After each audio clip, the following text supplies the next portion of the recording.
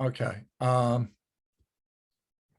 going to give you a minute in case you haven't to just look at these review questions, and I'll open up the chat box if anyone, and you could just write a number if there's anything there.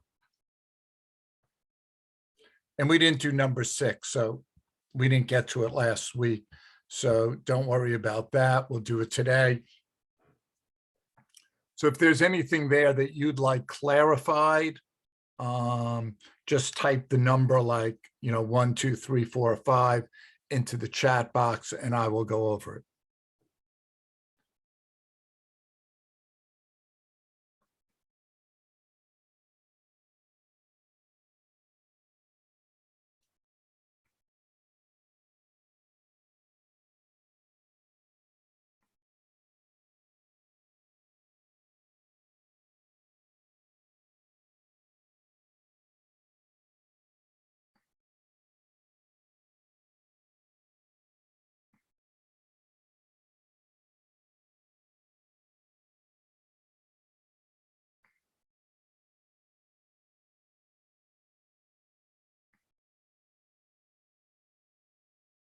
All right, I'm going to assume then that you guys don't have questions on that.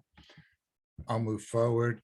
At the end of last week, someone asked me to talk a little more about the law of increasing opportunity cost, the production possibilities curve, and to do a quick review on it.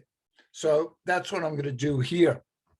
Anything inside the curve, like letter A, is inefficient use of resources. You could talk unemployment. You could say a plant not using all of its equipment. That's inefficient. B, D, and C are all efficient uses of resources. B is not any more efficient than C. D is not any more. They're all equally efficient. That's using your resources at the least cost. And then X is unattainable with present day resources. And the only way to get to X is a change in quantity or quality of resources or a change in technology. Now, when I see the curve is bowed out like that, I know two things. One, the opportunity cost is increasing, meaning for every extra gun I produce, it's going to cost me more butter, and the other way around. And the second thing is, I know the resources are not easily adaptable, meaning the resources used to making guns are not the same or not easily adaptable for the resources used to make butter. Okay? Now, that's the bowed out. The straight line, like the U is still inefficient, the A, B, C, D, E are all efficient, and L is unattainable. What I know when I see a straight line is resources are easily adaptable, and therefore the opportunity cost is the same. So to make 2 oranges is going to cost me an apple. From going from 2 to 4 oranges is going to still cost me an apple. 4 to 6, it's still going to cost me an apple. So the opportunity cost is constant. All right. Straight line, constant, easily adaptable, bowed out curve, increasing opportunity cost, resources not adaptable. All right.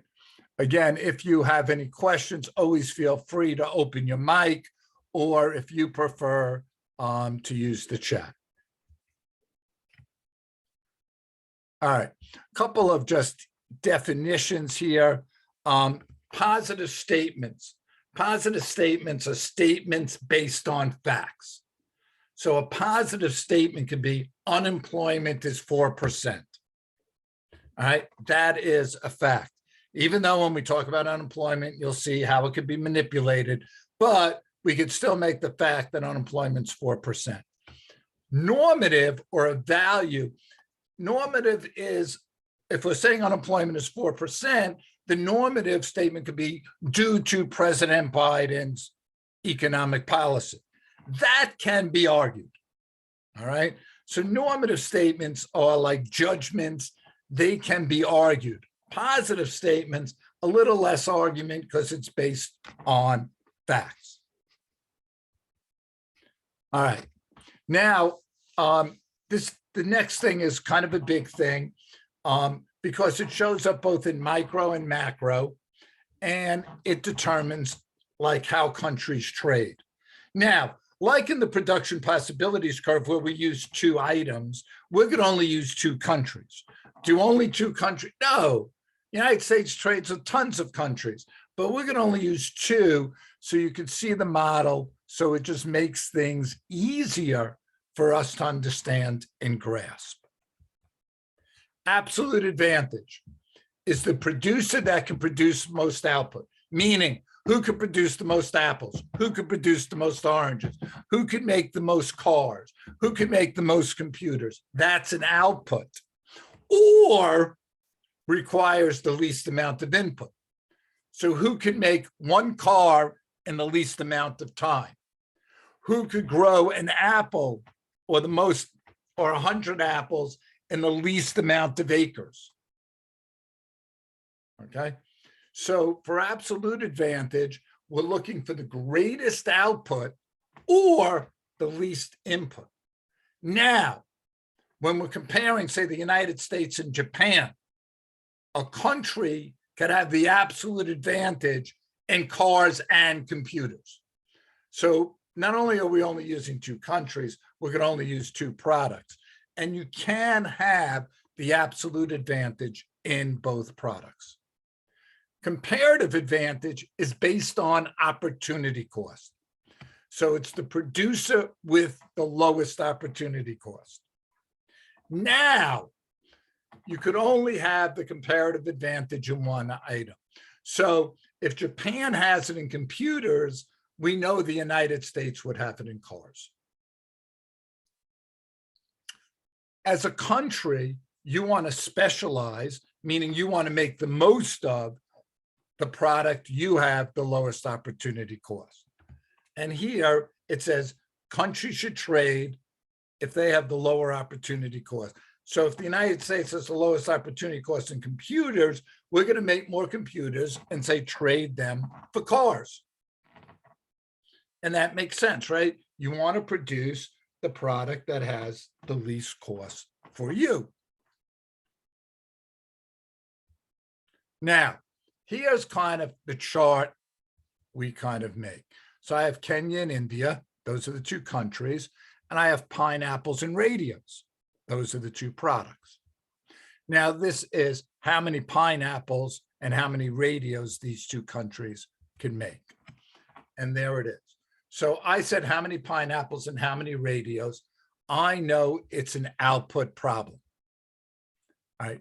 Anytime it's an output problem, it's ooh! And what does that stand for? Output problem, other, over. Okay. So again, it's ooh! Output equal other over.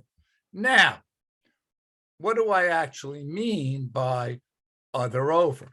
Let's go and look up here. So Kenya,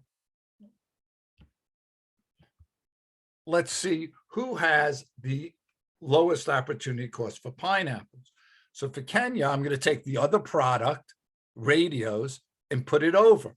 So that would be 10 over 30. Now I'm going to do the same thing for India. The other product is radios.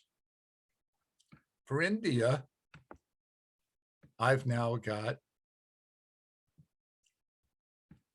40 over 40. Well, I know 1/3, 10 over 30 is smaller than 40 over 40. So I know Kenya has the lowest opportunity cost because that's what these numbers represent, opportunity cost. So Kenya is going to specialize in pineapples. Now, I told you could only have the comparative advantage for one. So I know India is going to do radios, but let's work it out just for the practice. What I have here then, if I'm looking who has the lowest opportunity cost in radios, I'm looking at the other pineapples, which is 30. And I'm going to put 30 over 10. And again, here, the other for India is pineapples, and that's going to be 40. Well, 40 over 40 is 1. 30 over 10 is 3. 1 is smaller. I always want the smallest opportunity cost. So there, I have Kenya in pineapples and India in radios. Now, if I'm looking for who has the absolute advantage, remember, we're looking for absolute advantage for the greatest amount. Well, India can make 40 pineapples and Kenya 30. India has the absolute advantage in pineapples. India can make 40 radios and Kenya could make 10. Notice India has the absolute advantage in both, but they split the comparative advantage. All right.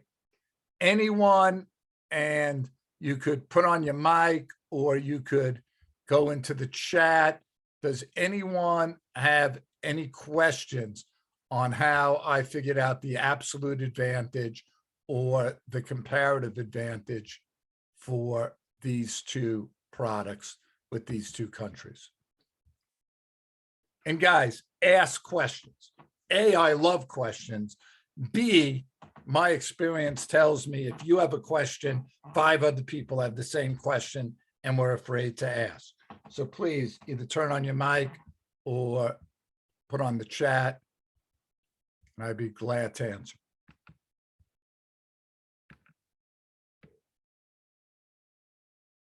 All right, I'm going to assume we're good so far. All right, let's see what we got here then.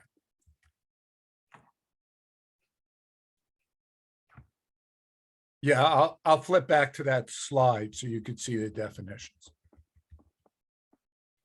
All right, so the absolute advantage is who could produce the most output, which is who could make the most pineapples. Now, if it was input, it might be who used the least acres to make the pineapples, who used the least workers to make the pineapples. And comparative is just who could produce at the lowest opportunity cost. And that other over was showing us who had the lowest opportunity cost. Are you good now? Okay. Thank you for asking. Sometimes I talk really fast. I got some New Yorker in me. All right. So there is just the opportunity cost that we worked out. All right.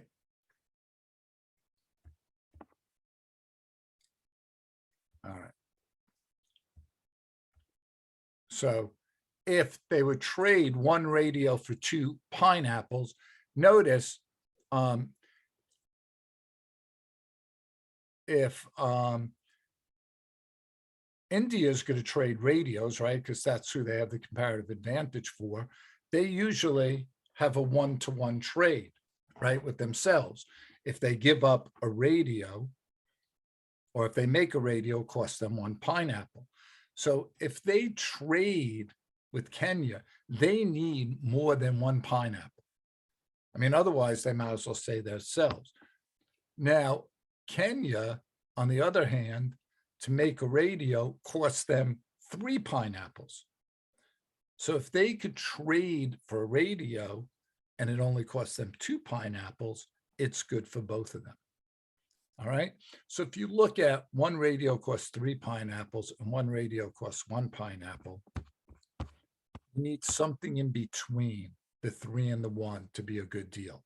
So 1.5, 2, 1 radio for 1.5 pineapples, 2 or 2.5 pineapples would all be the proper answer. Okay.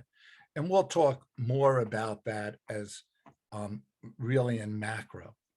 All right, in micro, you really just got to figure out who has the comparative advantage and who has the absolute advantage. All right, now I talked about output problems. The following chart illustrates the number of hours. So not how much bread and corn, but how much time it takes to make bread.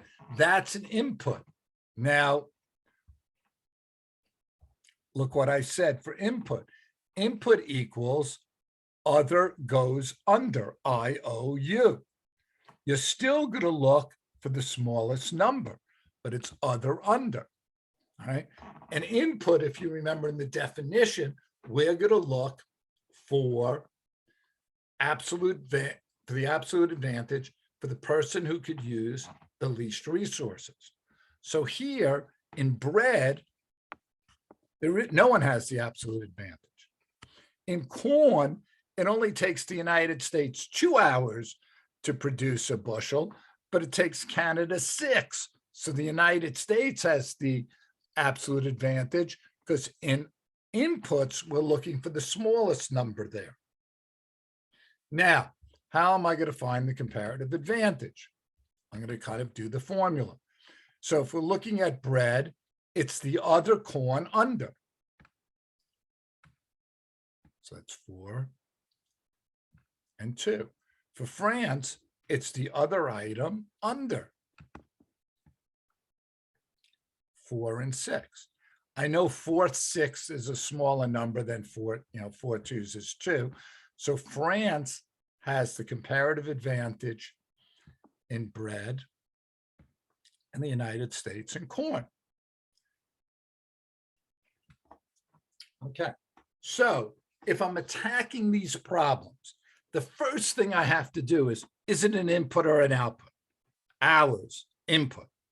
If this said the following chart illustrates the number of bushels of corn and bread, that'd be an output. If it's an input, it's other under for comparative advantage, and I'm looking for the smallest number for absolute advantage. If it's an output, it's other over, and I'm looking for the biggest number for absolute advantage. Okay. I think I got some practice problems coming. Let's see. Yes. All right.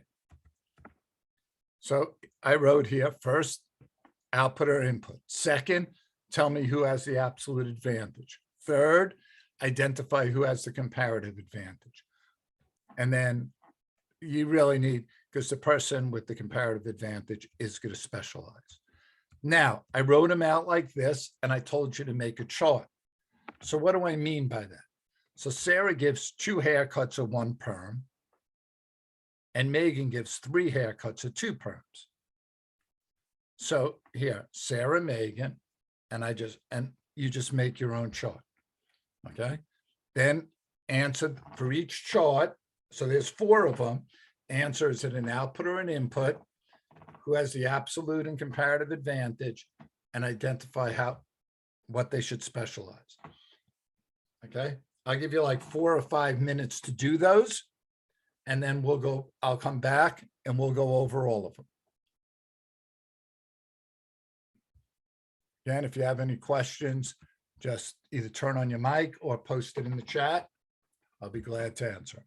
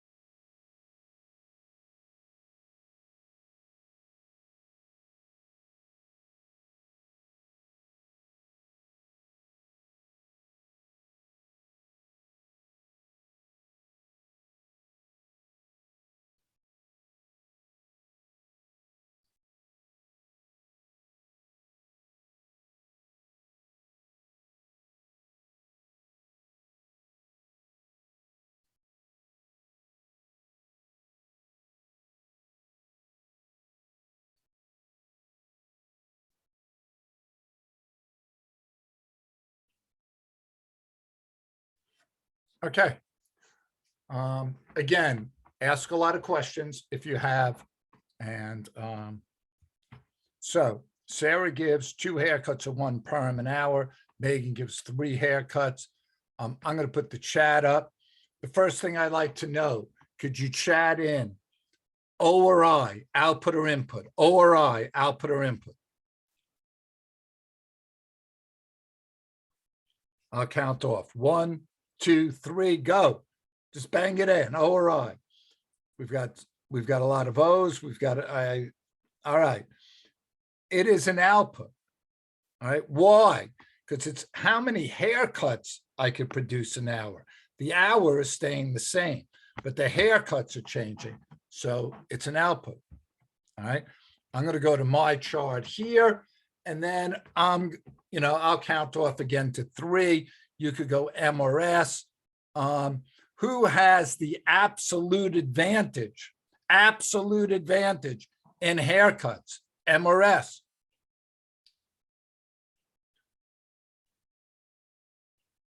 Okay, it's M, 3-2. And M has it in perms, 2-1. Okay. I'll count off to 3 and ask, who has the comparative advantage in perms? Who has the comparative advantage in perms? M or S? 1, 2, 3, go.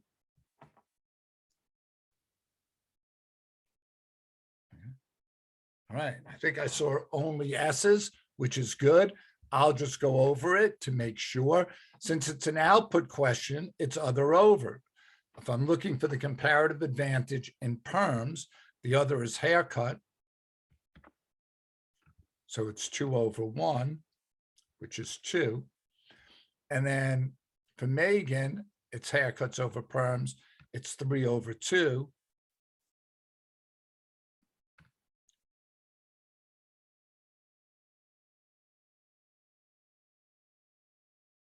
Which is 1.5.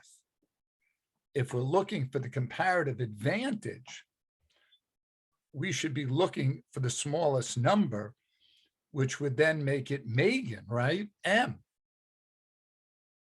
3 2s being smaller than 2. If anyone wants to flip on their mic quickly and explain where the confusion was, because a lot of people had S as the answer.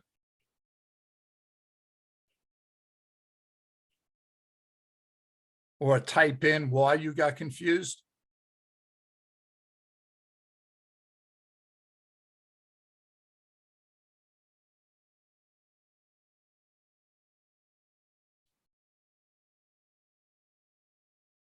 No one? Okay. Now, if I was looking at haircuts just for the practice, the other would be perms. It'd be 1/2, and then it would be 2/3. And I know that Sarah has to have. Okay. All right, any questions on that one? Got a couple of people got that one wrong. If you have a question, go in the chat.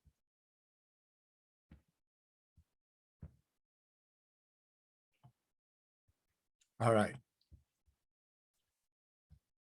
Justin fixes 16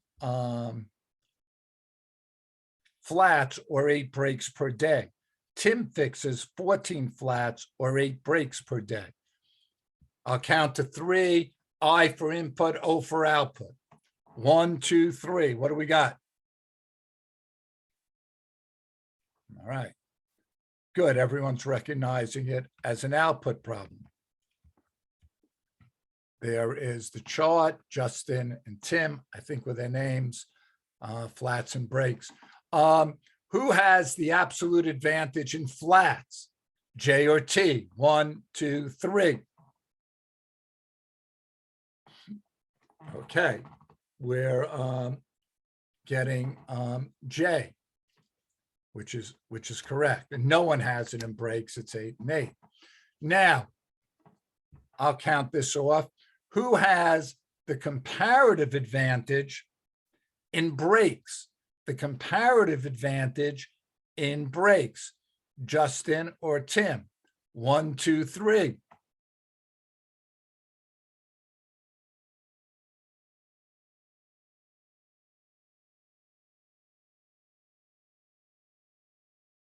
Okay. All right, Dimitri, could you turn on your mic? Yeah, I'm here, Mr. Bresley. Okay, great. I just picked on you here because I know you. So, Dimitri, I'm trying to figure out the comparative advantage for brakes. So for Jake, the other would be what? Wait, what do you mean by the other would be what? Like I'm trying to figure out the fraction. So if brakes is 8, the other is? Oh, 8. No, 16. Oh.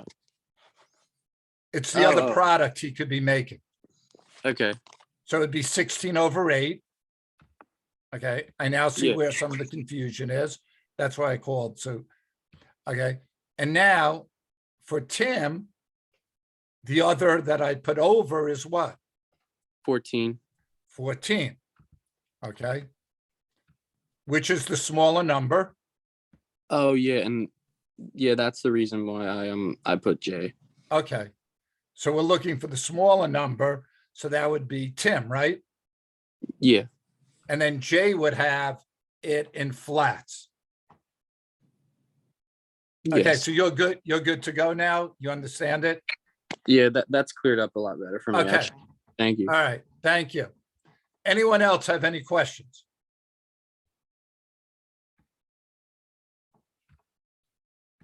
Okay. All right. Let's go back and look at the third, what the third problem was. All right. Hannah takes 30 minutes to wash dishes and 1 hour to vacuum.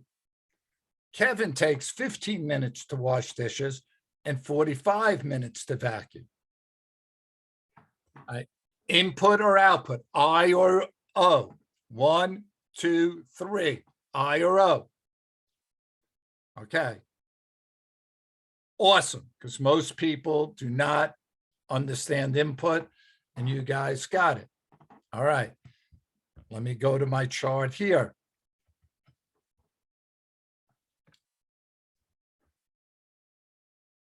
What was it?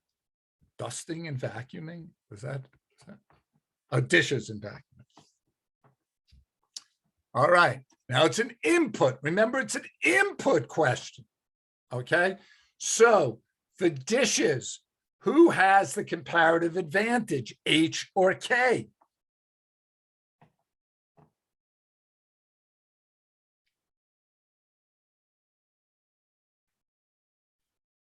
Okay. Some people have K. There was a couple of, it's K because you want to do the dishes in the least amount of time. So 15 minutes to 30. And K has it in vacuuming, 45 to 60. All right. Now we're looking for the comparative advantage. Let's look for the comparative advantage in vacuuming. Remember, it's an input problem. I'm actually going to give you 45 seconds to reevaluate because some of you might have had the wrong answer and now understand it better. So I'll give you like 45 seconds to think about it.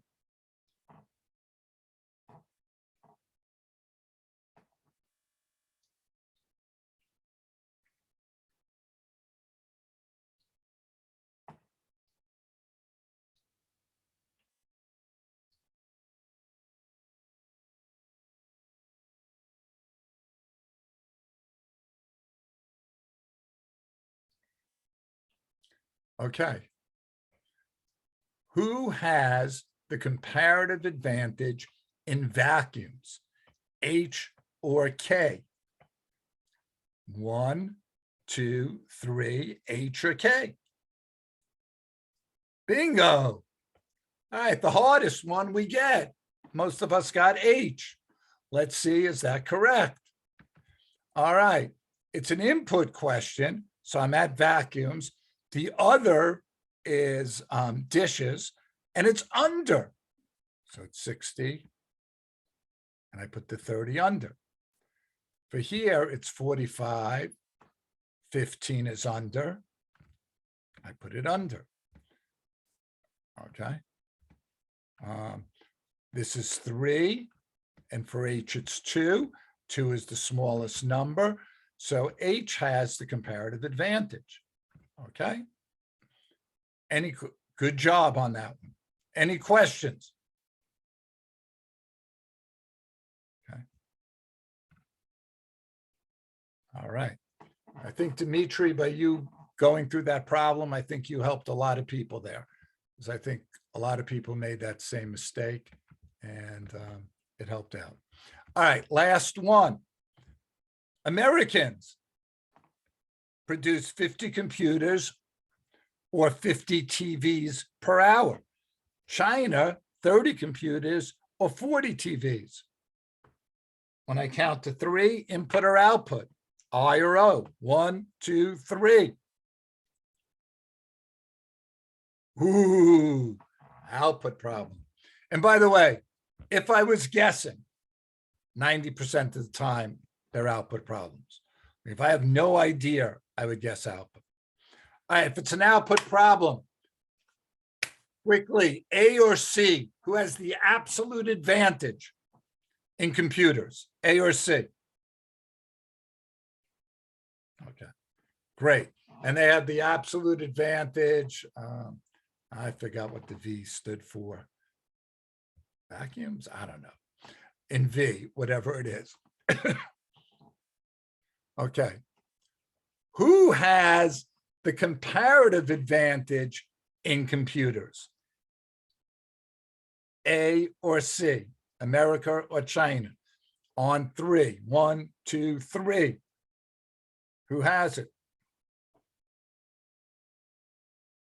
All right, I'm getting some A's lighting up here. All right, let's see, is A correct? I'm looking for the comparative advantage. It's U. The other is V. I was guessing it's vacuums. I forgot. So it's 50 over 50. I know that's 1. China, the other is 40. 40 over 30. I'm always looking for the smallest because this is, opportunity cost. I always want the smallest cost. That's 1. So you guys were right. All right. Before we move forward, is there any other questions on either the production possibilities curve or comparative advantage? You could turn on your mic, you could type the question in.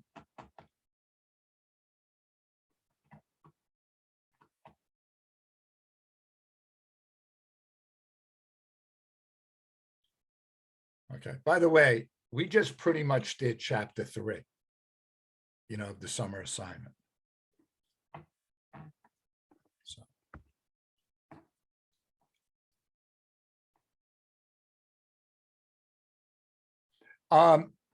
You mean if it came out like if China had 40 computers and it was 40, 40, 50, 50, 1 and 1, then there really is no need to trade. And that's correct. So like, Jackson, it's funny you did that because one year they put that on the AP exam. And I thought it was really unfair because they never had any problem ever that said no one had the comparative advantage. But yeah, no one would have the comparative advantage and there would not be a reason to trade.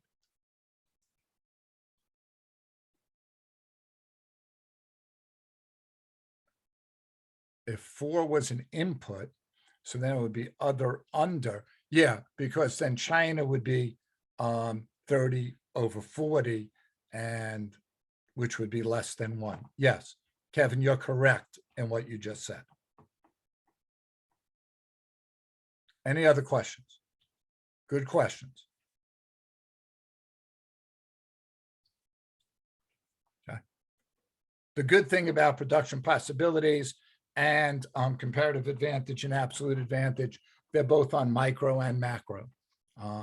So we're getting like double our money's worth here. All right. I'm going to get us into supply and demand. And really is it's the heart and soul of micro. All right. If you understand supply and demand, the rest of micro is pretty easy. So I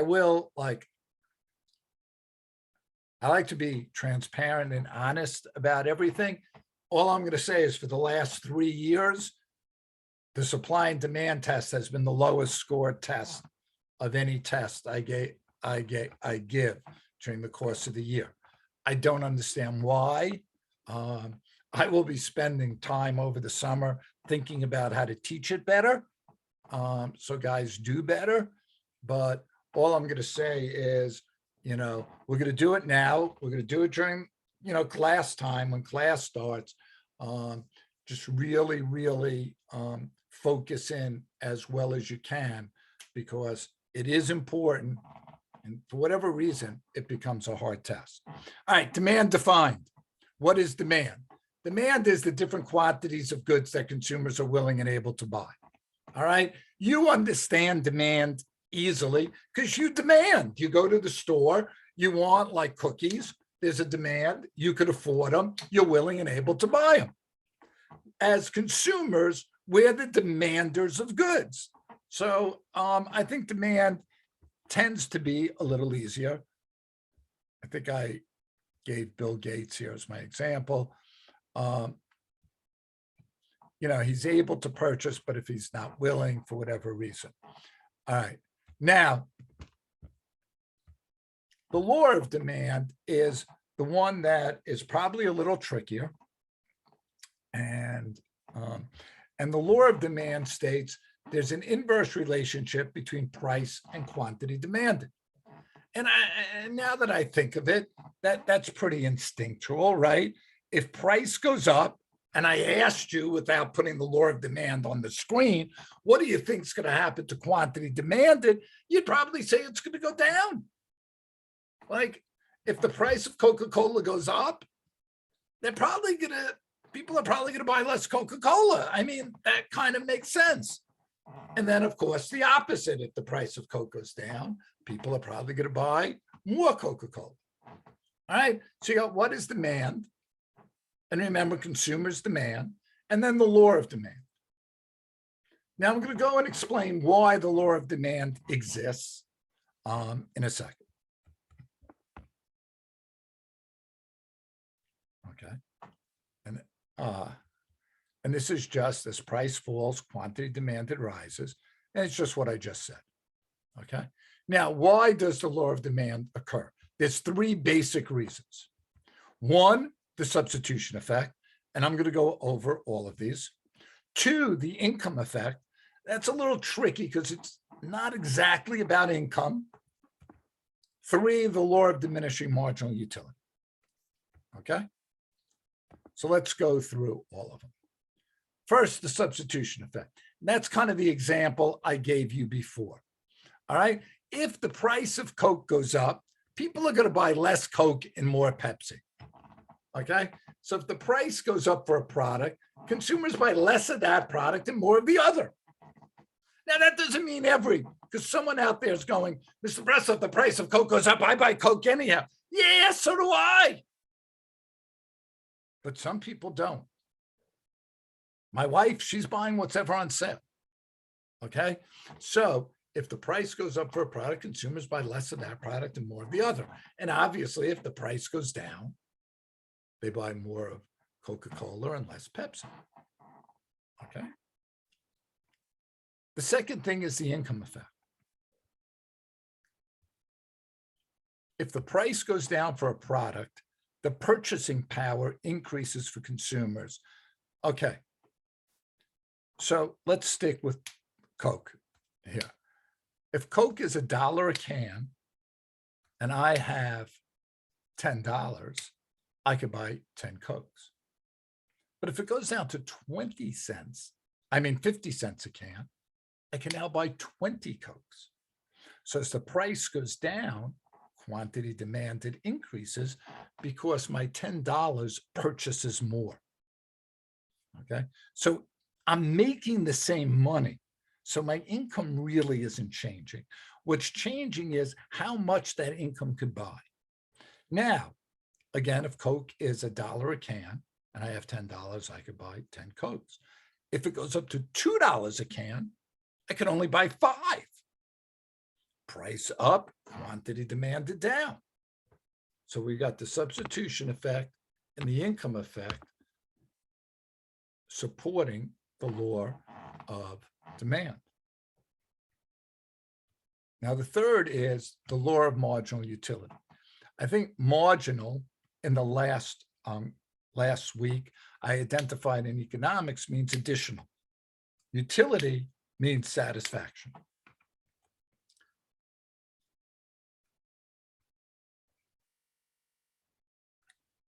Okay. This is like a quick eye test here. The law of diminishing marginal utility states that as you consume more units of any good, the additional satisfaction from each additional unit will eventually start to decrease. So let's turn that into English. And what does that mean? Right now, I'm extremely thirsty. So if I had a Coke right here and I drank a glass and you asked me to rate it 1 to 10, I might say a 10. I'm thirsty. The second one, I still might be some thirsty, so I might say it's a 9. As I drink more and more glasses of Coke, my satisfaction's going to go down because I'm not going to be thirsty. I'm going to start to get full. Therefore, I'm going to have less need for it. Now, how do producers understand the law of marginal utility? That's why sometimes they'll have buy one, get one free, because they're trying to get you, or, bulk, buying in bulk will be a reduced price, because they realize as you buy a dozen donuts, the value of each donut goes down. So a dozen donuts are going to be cheaper than one donut.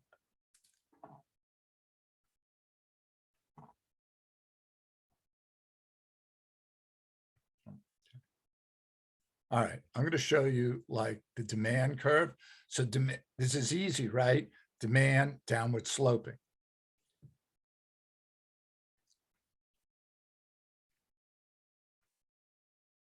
Okay, so everything stays the same unless we tell you. So let's draw a new demand curve for cereal. All right, there it is. All right, so by the way, you could write P and Q.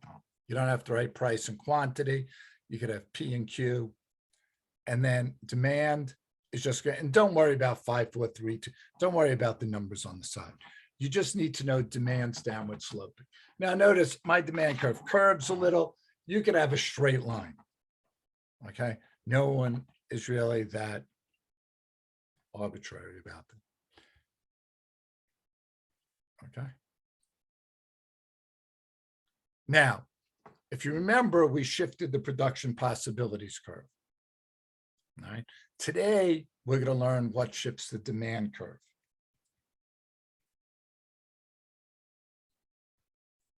Right. So when you say shift in demand, it's changes in demand. Okay. A shift means at the same price, more people are willing and able to purchase that good. This is a change in demand. It's a shift in demand. All right. So, all right. Let me just back this up. There's your demand curve. What if cereal makes you smarter? People are going to want more cereal. So the demand for cereal is going to increase. So notice at $5 a box, you use People want more at $4, at $3, at $2. At every price, people want more cereal than they wanted before. So how do I show that? I put an arrow and I shift my demand curve to the right. Now I could write D for that first demand curve. And then for the second, I could write D1 or this could have been D1, D2. All right. So graphically, I have P and Q, right, on my axes, a downward sloping demand. If it's shifting right, because people are demanding more cereal, there it goes.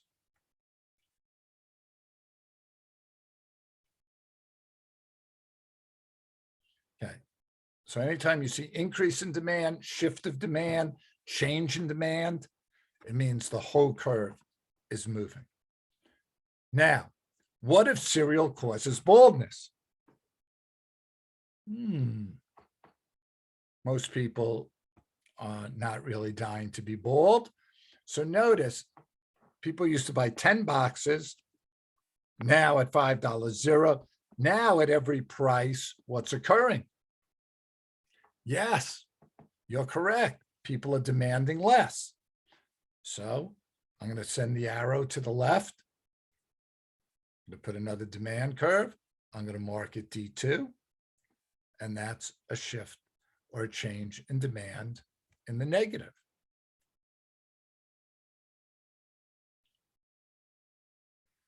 Now, what if the price of milk goes up?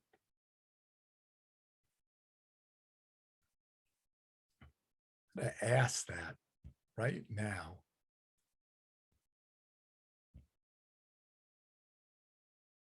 If the price of milk goes up, what do you think is going to happen to the demand of cereal? Increase, decrease, or stay the same? Give you like 10 seconds to think about, and then I'll count it off. If the price of milk goes up, what do you think happens to the demand of cereal? Not milk, cereal.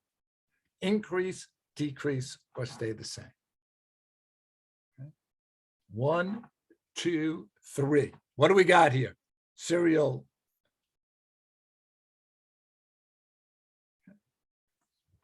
Cereal is going to decrease. Okay. Why? Milk's more expensive, and most people eat milk and cereal. They call them complementary goods. Milk's more expensive. Therefore, people are going to buy less milk and then demand less cereal. All right. Good job on that. All right. I'm going to give you the 5 determinants, and we're going to call it a day right there. We'll pick up on this tomorrow, next Wednesday. All right. Taste and preference. What do I mean? Like, what's in, what's cool, what do people want? All right. That would be a shifter of demand. VCRs. No one wants a demand for VCRs are down. All right. No one wants a VCR now. Income. If income increases in the United States, people have more money, they demand more products. Market size.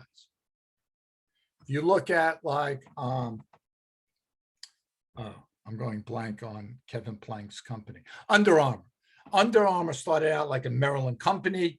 It expanded to like Northeast. Its market got bigger. The demand for Under Armour increased. It went to the United States and then international, and the demand keeps increasing. Expectations.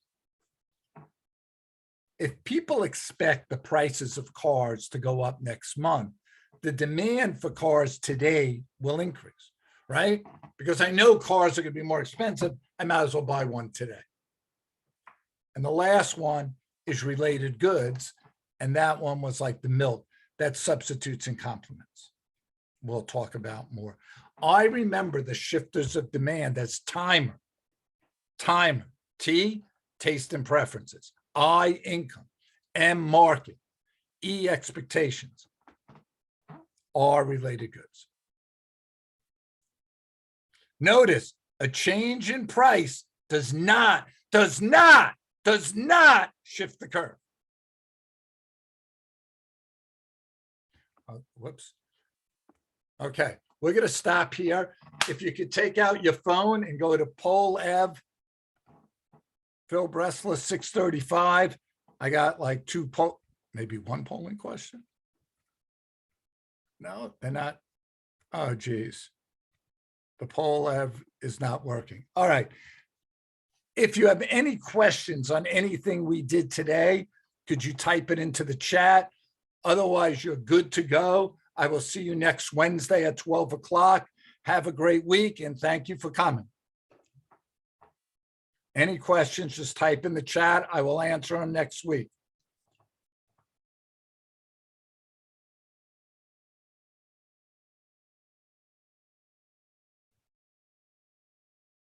No one?